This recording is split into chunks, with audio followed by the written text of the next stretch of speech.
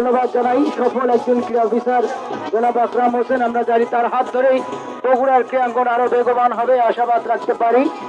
সেই সাথে deputy civil surgeon আছেন নুরে শহীদ স্যারকে ধন্যবাদ জানাবো এবং বিশেষভাবে ধন্যবাদ জানাচ্ছি সম্মানিত প্রধান অতিথি মহোদয়কে, সুযোগ্য জেলা প্রশাসক মহোদয় জনাব হোসনা ফ্রোজা, বিশেষ অতিথি বিশেষ করে গেস্ট অফ অনার যিনি বগুড়াকে যিনি চেষ্টা করছেন প্রতিনিয়ত নিরাপত্তার চাদরতে রাখার, বাংলাদেশ পুলিশের একজন দক্ষ কর্মকর্তা সুযোগ্য পুলিশ সুপার মহোদয় জনাব জেদান আল মুসা পিপিএল, অসংখ্য ধন্যবাদ জানাচ্ছি।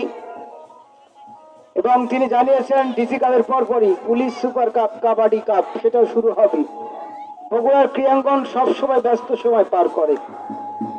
আমরা শুভকামনা জানাবো বগুড়া জেলা দলের জন্য। আগামী 8 তারিখ টিম ম্যানেজার আতিক ভাই রয়েছে, আতিকুল ইসলাম আতিক, কোচ শহীদুল ইসলাম স্বপন, বুলবুল ভাই, খাজা ভাই ছড়ে, যারা বগুড়া টিম নিয়ে যাবেন। আমরা চাই দিনাজপুরকে পরাজিত করে তারা সেমিফাইনালে যাবার যোগ্যতা